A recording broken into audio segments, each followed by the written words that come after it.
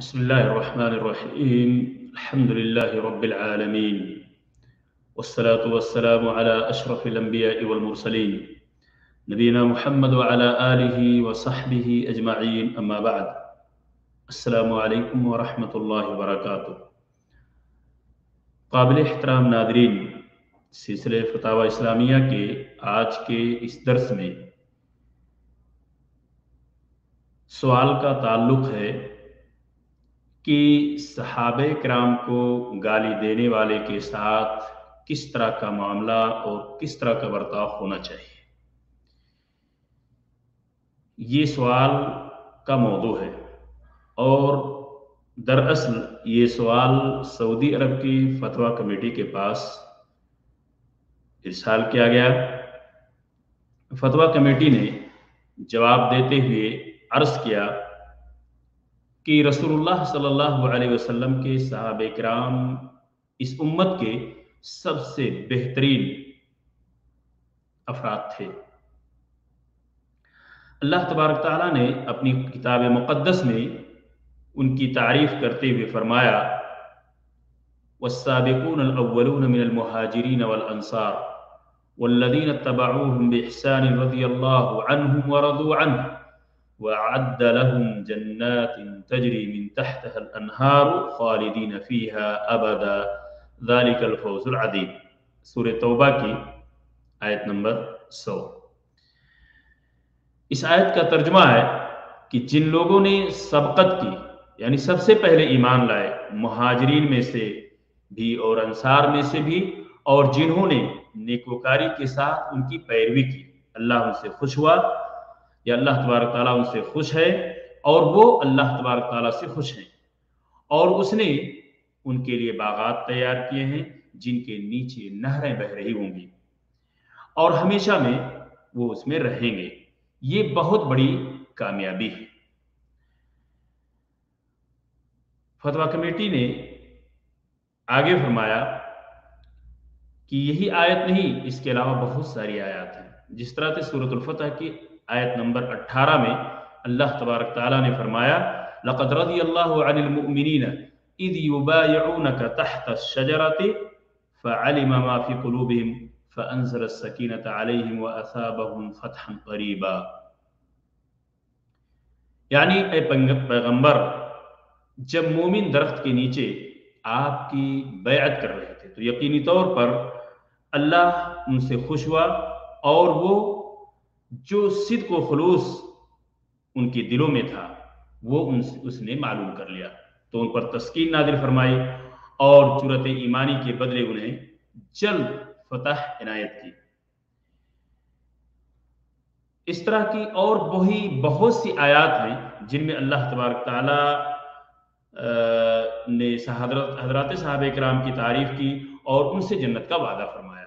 حضرت ابوبکر رضی اللہ تعالیٰ عنہ، حضرت عمر، حضرت عثمان و حضرت علی رضی اللہ تعالیٰ عنہ مجمعین ان سابقین میں سر فہرست اور ان میں شامل ہیں جنہوں نے رسول اللہ صلی اللہ علیہ وسلم کی دست مبارک پر بیعت کی تھی۔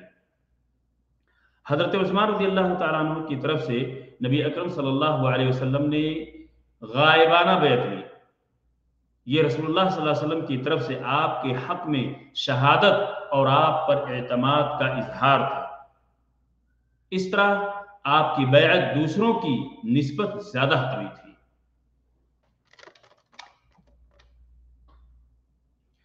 دیگر بہت سے احادیث میں بھی اجمال اور تفصیل کے ساتھ حضرت ابوبکر، حضرت عمر، حضرت عثمان، حضرت علی رضی اللہ عنہ مجمعین کے فضائل و مناقب موجود ہیں، اور ان کے ساتھ دیگر صحابہ کرام رضوان اللہ علیہ مجمعین کو بھی جنت کی بشارت دی گئی اور انہیں گالی دینے سے منع کیا گیا۔ چنانچہ رسول اللہ صلی اللہ علیہ وسلم نے فرمایا: لا تسبوا اصحابی فإن احدکم لو انفق مثل احد ذهبا ما ادرک مد احدهم ولا نصیفہ۔ صحیح بخاری کی روایت ہے جس کے اندر رسول اللہ صلی اللہ علیہ وسلم نے فرمایا کہ میرے صحابہ کرام کو گالی مت دو، تم میں سے کوئی بھی شخص اگر احد پہاڑ کے برابر بھی سونا خرچ کرے تو ان کے ایک مد اور نصف مد کے ثواب کو بھی نہیں پا سکتا ہے۔ یہ ہے ان کے فضائل۔ فتویٰ کمیٹی نے جواب دیتے ہوئے آگے عرض فرمایا، جو شخص رسول اللہ صلی اللہ علیہ وسلم کے صحابہ کرام خصوصاً اصحاب ثلاثہ حضرت ابوبکر، عثمان اور عمر رضی اللہ تعالیٰ عنہ کو سب و شتم کرے تو اس سے اس کے بارے میں یقیناً باز پرس ہوگی، کیونکہ اس نے کتاب و سنت کی مخالفت کی، اور وہ اس مغفرت سے یقیناً محروم ہوگا جس کا اللہ تبارک تعالیٰ نے ان لوگوں سے وعدہ فرمایا ہے جو ان کی اتباع کریں گے، جو صحابہ کرام کی اتباع کریں گے ان کے لیے مغفرت کی دعا کریں گے، اور یہ دعا کریں گے کہ اللہ تعالیٰ ان کے دلوں میں کسی بھی مومن کے لیے کینہ، حسد اور بغض پیدا نہ کرے۔ اصحاب ثلاثہ اور دیگر صحابہ کرام کی شان میں گستاخی کرنے والے کو سمجھایا جائے، حضرات صحابہ کرام کے فضائل و مناقب سے اسے آگاہ کیا جائے، ان کے درجات سے اسے مطلع کیا جائے اور بتایا جائے کہ اسلام میں انہیں کس قدر عظمت و استقامت حاصل ہے۔ اگر اس کے بعد بھی وہ شخص توبہ کر لے تو وہ ہمارا دینی بھائی ہے، اور اگر وہ اسی طرح حضرات صحابہ کرام کی شان میں گستاخی کرے تو بقدر امکان سیاست شرعیہ کو ملحوظ رکھتے ہوئے اسے گستاخی سے باز رکھنا ضروری ہے۔ جو شخص ہاتھ یا زبان سے اسے باز نہ رکھ سکے تو وہ دل ہی میں اسے برابر سمجھے، اور جیسا کہ حدیث صحیح سے ثابت ہے یہ ایمان کا کمزور ترین درجہ ہے۔ یہاں تک تھا سعودی عرب کی فتویٰ کمیٹی کا اس سوال کا جواب جو آپ کے سامنے پیش کیا گیا۔